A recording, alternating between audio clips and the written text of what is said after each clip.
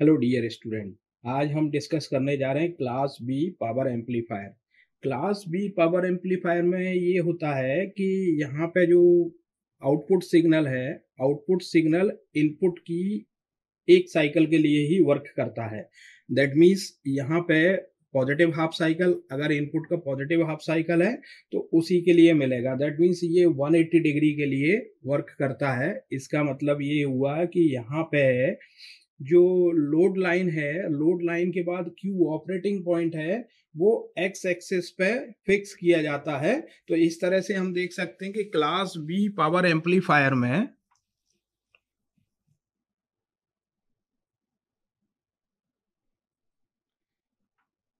मैं यहाँ पे जस्ट एक सिंबॉलिक डायग्राम आपको बना रहा हूँ दिखाने के लिए कि किस तरह से प्लॉट किया जाता है।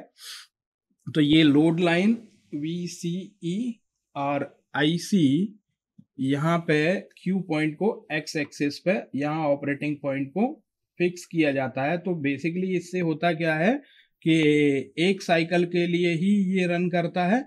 करंट जो है इनपुट की कंप्लीट साइकिल के लिए यहाँ पे करंट हाफ साइकिल के लिए ही रन करेगा। इसका मतलब ये है कि हाफ साइकिल का लॉस होगा। तो इस डिस्टॉर्शन को रोकने के लिए यहाँ क्लास बी में दो अरेंजमेंट्स किए जाते हैं।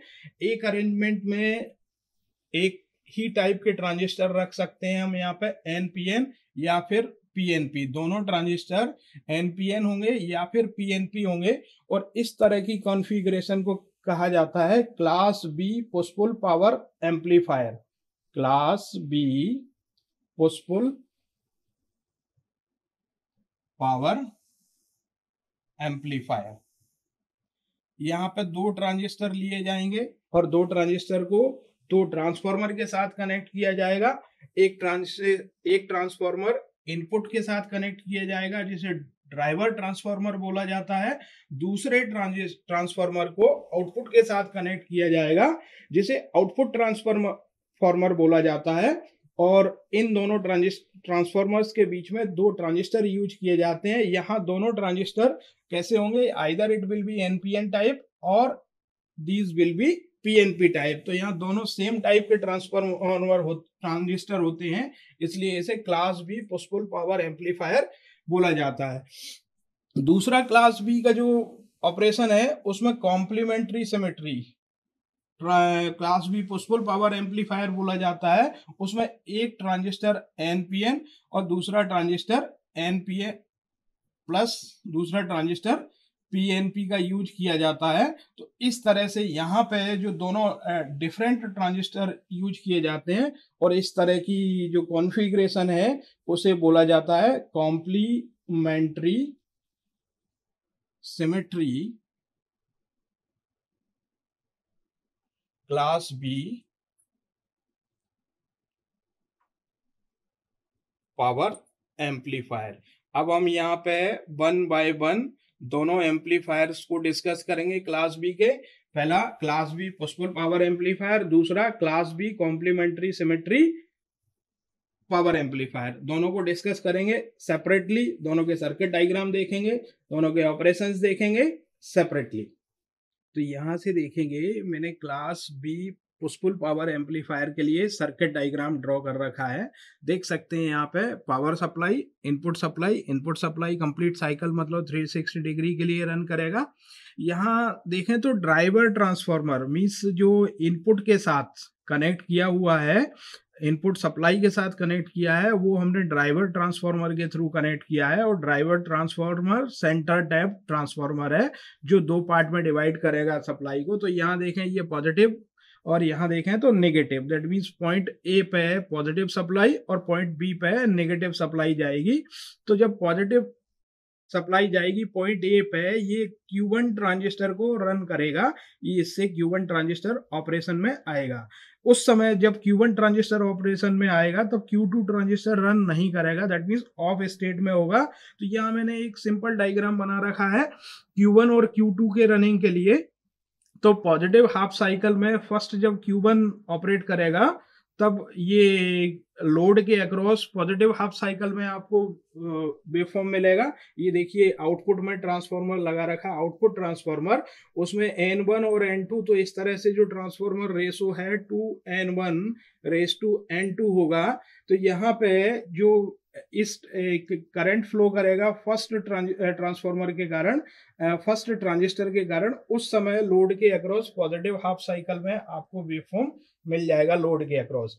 जब सेकंड कंडीशन में यहाँ पे IV2 that means negative half cycle जब चलेगा तब ये ट्रांजिस्टर रन करेगा क्योंकि उसके लिए पॉजिटिव होगा, और आपको लोड के अक्रॉस इस ट्रांसफार्मर के थ्रू, आउटपुट ट्रांसफार्मर के थ्रू लोड के अक्रॉस नेगेटिव हाफ साइकिल में आपको वेवफॉर्म मिल जाएगा। तो इस तरह से जब हम वेवफॉर्म के फॉर्म में देखें तो अगर लोड सोर्स करंट इस तरह से रन कर रहा है कंप्लीट 360 डिग्री के लिए, उस समय बेस करंट के लिए ये वाला बेस करंट जो है पॉजिटिव हाफ साइकिल के लिए रन करेगा। तो यहाँ से देख सकते हैं IV1 इस तरह से रन करेगा, और IV1 के करस्पॉन्डिंग IC1 होगा वो पॉजिटिव हाफ साइकिल के लिए रन करेगा। नेगेटिव हाफ साइकिल में यहाँ पे कुछ भी नहीं मिलेगा, आपको जीरो सिग्नल मिलेगा। सिमिलरली जब IV2 दैट मीन्स दूसरा ट्रांसफार्मर रन करेगा तो IV2 कंडक्ट करेगा उस समय, और ये पॉजिटिव हाफ साइकिल के लिए रन करेगा, तो IC2 आपको ये यहाँ पर सेकंड पार्ट में मिलेगा। तो इस तरह से लोड के थ्रू, ट्रांसफार्मर की कपलिंग के थ्रू आपको अपोजिट वे में मिलेगा, पॉजिटिव नेगेटिव, नेगेटिव पॉजिटिव मिलेगा। तो लोड के थ्रू आपको कंप्लीट वेवफॉर्म मिलेगी पूरा 363 डिग्री के लिए। तो इस तरह से ये जो ऑपरेशन है class B push pull power amplifier का, हमने देखा है यहाँ पे दो ट्रांसफार्मर यूज किए गए हैं। दो ट्रांसफार्मर में first transformer is known as the driver transformer, दूसरा ट्रांसफार्मर आउटपुट ट्रांसफार्मर है, और यहाँ पे दो ट्रांजिस्टर यूज किए हैं। दो ट्रांजिस्टर अपनी अपनी बारी पुश पुल करंट, जो कॉन्सेप्ट है उसका ये है कि एक समय में एक ट्रांजिस्टर वर्क करेगा, दूसरा ट्रांजिस्टर यहाँ कंडक्ट नहीं करेगा, तो वो पुश पुल का कंसेप्ट पूरा करता है यहाँ पे। तो इस तरह से हमने इसका ऑपरेशन देखा। अब हम इसके मैथमेटिकल डेरिवेशन की तरफ आगे बढ़ेंगे। तो first of all we will see the DC condition और डीसी ऑपरेटिंग कंडीशन देखेंगे यहाँ पे। तो डीसी ऑपरेटिंग कंडीशन देखते समय सबसे पहले हम देखेंगे कि यहाँ पे जो है VCQ, चूंकि हमने Q पॉइंट को यहाँ रखा है, X एक्सिस पे रखा है, तो VCQ ऑपरेटिंग पॉइंट वैल्यू है वो VCC रखा है, और IC की वैल्यू 0 है, तो ऑपरेटिंग पॉइंट की वैल्यू VCC 0 होगी यहाँ पे सिंपली। और इनपुट पावर, जो DC इनपुट पावर होगी वो इंडिविजुअल दोनों कंडीशन में अलग अलग पावर है। IDC बेसिकली क्या है यहाँ पे, IDC इक्वल टू IM/पाई, तो एक ही हाफ साइकिल के लिए रन कर रहा है, दोनों ट्रांजिस्टर रन कर रहे हैं, तो IDC टोटल IDC क्या होगा, IDC इक्वल टू 2IM/पाई। इस तरह से हम IDC हमने कैलकुलेट कर लिया है। अब हम DC पावर कैलकुलेट कर सकते हैं। तो PDC equal to VDC into IDC, और VDC हमारा VCC है इंटू 2IM/पाई। तो ये हो गया 2VCC IM/पाई। तो ये हमने डीसी पावर यहाँ से कैलकुलेट कर लिया है। अब हम एसी ऑपरेशन की तरफ आगे बढ़ेंगे। तो अब डीसी ऑपरेशन के बाद हम एसी ऑपरेशन की बात करते हैं। तो पहला, जब फर्स्ट ट्रांजिस्टर Q1 कंडक्ट करता है, दैट मीन्स यहाँ पे Q1 कंडक्ट कर रहा है, तो उस समय जो आउटपुट ट्रांसफार्मर है, उस आउटपुट ट्रांसफार्मर का upper part of the N1 will conduct, है ना। इस समय ये जो लोअर पार्ट है ये कंडक्ट नहीं करेगा उस ट्रांसफार्मर का, और सिमिलरली जब Q2 कंडक्ट करेगा तो उस समय लोअर पार्ट कंडक्ट करेगा, अपर पार्ट कंडक्ट नहीं करेगा, क्योंकि यहाँ ये सेकेंडरी के साथ कपल्ड है। VCC सप्लाई हम यहाँ पे प्रोवाइड कर रहे हैं। तो यहाँ पे जो रिफ्लेक्टेड लोड होगा, वो रिफ्लेक्टेड लोड को हम डिफाइन कर सकते हैं इस तरह से, RL dash is equal to RL divided by N², और N² है यहाँ पे N2/N1, इस तरह से डिफाइन कर सकते हैं N2/N1 से।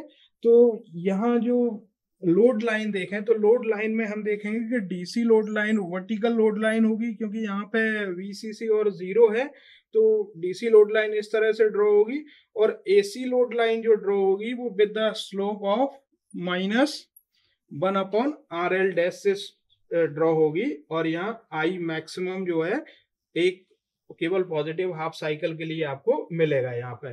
तो now we can see that 1/RL dash equal to V maximum I maximum upon V maximum की वैल्यू यहाँ आएगी, जो मैक्सिमम वैल्यू है उसके अकॉर्डिंग आएगी, पीक वैल्यू होगी उसके अकॉर्डिंग आएगी। अब यहाँ पे एसी आउटपुट पावर हमें कैलकुलेट करना है, तो AC power output that we can calculate here, that is equal to VRMS, that is equal to VM upon root 2, and similarly IRMS that is equal to IM upon root 2।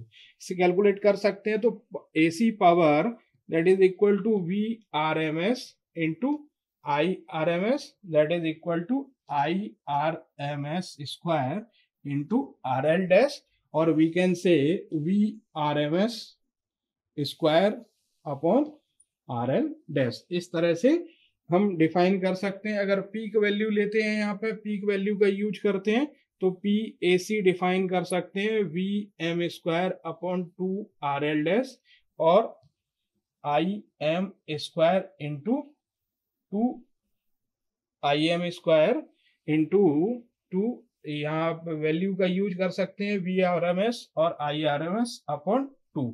That means यहाँ पे हमने VRMS equal to VM upon root 2 substitute कर दिया है, तो आपको maximum value के term में मिल जाएगा। अब हमें इफिशियंसी अगर कैलकुलेट करना है तो इफिशियंसी परसेंट में कैलकुलेट करने के लिए efficiency equal to percent efficiency, that means percent eta that is equal to PAC upon PDC into 100, और PAC हम जैसा वैल्यू हमने कैलकुलेट किया मैक्सिमम की टर्म में VM into IM upon 2 into 100 divided by, वहां पे हमने कैलकुलेट किया था DC पावर, और वो DC पावर कैलकुलेट किया था 2/पाई VCC इंटू IM। तो यहाँ IM VCC भी मैक्सिमम, VM और VCC मैक्सिमम है, तो यहाँ पे हम लिख सकते हैं कि VM π/4, 2 और 2 यहाँ पे हो जाएगा 4, तो π/4 VM अपॉन VCC इंटू 100%। अभी ये एफिशिएंसी के लिए फॉर्मूला हो गया। जब हम मैक्सिमम एफिशिएंसी के लिए बात करेंगे दैट मीन्स ये साइकिल VM VCC के बराबर होगा। अगर दूसरे तरीके से इसको ड्रॉ करें यहाँ पे है, तो इस कंडीशन के लिए जब VM VCC के इक्वल होगा, इस तरह से अगर हम ड्रॉ करना चाहें इसको यहाँ पे, तो लोड लाइन के करस्पॉन्डिंग ड्रॉ करते हैं, तो ये condition VM is equal to VCC, इस कंडीशन के लिए जब हम ड्रॉ करते हैं तो यहाँ पे कंडीशन है VM equal to VCC, that means VM और VCC इक्वल हो जाएंगे। तो मैक्सिमम एफिशिएंसी के लिए maximum efficiency is equal to π/4 into 100%, and it will provide value 78.5%। तो class B amplifier, class B push pull amplifier maximum efficiency provide करता है। ये थियोरटिकल हमने कैलकुलेट किया है, थियोरटिकल वैल्यू में मैक्सिमम एफिशिएंसी प्रोवाइड करता है, बट प्रैक्टिकली ये हमें 65 to 70% वैल्यू प्रोवाइड कर देता है। अभी हम पावर डिसिपेशन को अगर कैलकुलेट करना चाहें तो PD equal to PDC minus PAC, और दैट इज इक्वल टू 2/पाई VCC into IM minus VM IM upon 2। तो इससे कैलकुलेट कर सकते हैं। यहाँ पे RL के टर्म में भी वैल्यू सब्स्टिट्यूट की जा सकती है, तो 2/पाई VCC into VM upon RL dash minus VM square upon 2RL dash. तो RL डैश के टर्म में हमने डिफाइन कर लिया है। मैक्सिमम पावर डिसिपेशन भी यहाँ पे कैलकुलेट किया जा सकता है, और जो कैलकुलेट होने के बाद मैक्सिमम पावर डिसिपेशन की वैल्यू आएगी वो इस तरह से आएगी। हम इस टर्म को डिफरेंशिएट कर सकते हैं, और इस डिफरेंशिएट करने के बाद मैक्सिमम पावर डिसिपेशन की जो वैल्यू आएगी वो 2/π² VCC² अपॉन RL डैश। तो इस तरह से मैक्सिमम पावर डिसिपेशन की वैल्यू हम कैलकुलेट कर सकते हैं। अभी इसमें Vm को हमने VCC सब्स्टिट्यूट किया है, तो इस तरह से निकाल सकते हैं मैक्सिमम पावर डिसिपेशन की वैल्यू। तो ये हमने class B push pull amplifier का ऑपरेशन देखा। यहाँ पे सबसे बड़ा एडवांटेज ये है यहाँ पे कि क्लास ए ऑपरेशन से यहाँ इफिशियंसी कहीं जाना है, जहाँ क्लास ए ऑपरेशन में हमें 25% इफिशियंसी मिलती थी, यहाँ पे 78.5% तक इफिशियंसी मिल सकती है हमें। दूसरा क्या है, दूसरा ये है कि ट्रांसफार्मर है, यहाँ पे ट्रांसफार्मर यूज किया है हमने, तो डीसी आइसोलेशन बहुत अच्छा होता है यहाँ पे। तो जब भी कभी हमें सिग्नल नहीं है, कोई भी सिग्नल, तो पावर डिसिपेशन उस समय 0 होता है। तो ये एक एडवांटेज है। हार्मोनिक कैंसिल होते हैं इसमें, हार्मोनिक्स पे बात करेंगे जब हम हार्मोनिक्स के लेक्चर में डिस्कस करेंगे हार्मोनिक्स के बारे में। लेकिन यहाँ पे हार्मोनिक्स जो है, इवन हार्मोनिक्स कैंसिल हो जाते हैं, तो वो एक एडवांटेज है। डीसी करंट कंपोनेंट जो है ना फ्लो होते हैं यहाँ पे, अगर कंपोनेंट फ्लो होते हैं तो प्राइमरी सेकेंडरी, क्योंकि ट्रांसफार्मर उनको कैंसल आउट कर देता है, ट्रांसफार्मर उनको पास नहीं होने देता है, इसलिए एक आइसोलेशन हो जाता है यहाँ पर डीसी करंट के साथ। कुछ डिसएडवांटेज हैं इसके क्लास बी ऑपरेशन के, class B push pull operation के। वो ये है कि 2 सेंटर टैप ट्रांसफार्मर यहाँ यूज किए जा रहे हैं, वो नेसेसरी है center tap transformer. That is the disadvantage, क्योंकि सेंटर टैपिंग ट्रांसफार्मर की बहुत एक टफ टास्क होता है, तो उसके कारण से ये कॉस्टली हो जाता है सिस्टम। सेंटर टैप ट्रांसफार्मर की कॉस्ट जनरली ज़्यादा होती है। 2 ट्रांसफार्मर यूज करने से के कारण सिस्टम बल्कि भी हो जाता है, कॉस्ट के साथ साथ बल्क वो वेट भी बढ़ जाता है। दूसरा, इस सिस्टम की class B push pull power amplifier की फ्रीक्वेंसी रिस्पॉन्स पुअर होती है। Thank you.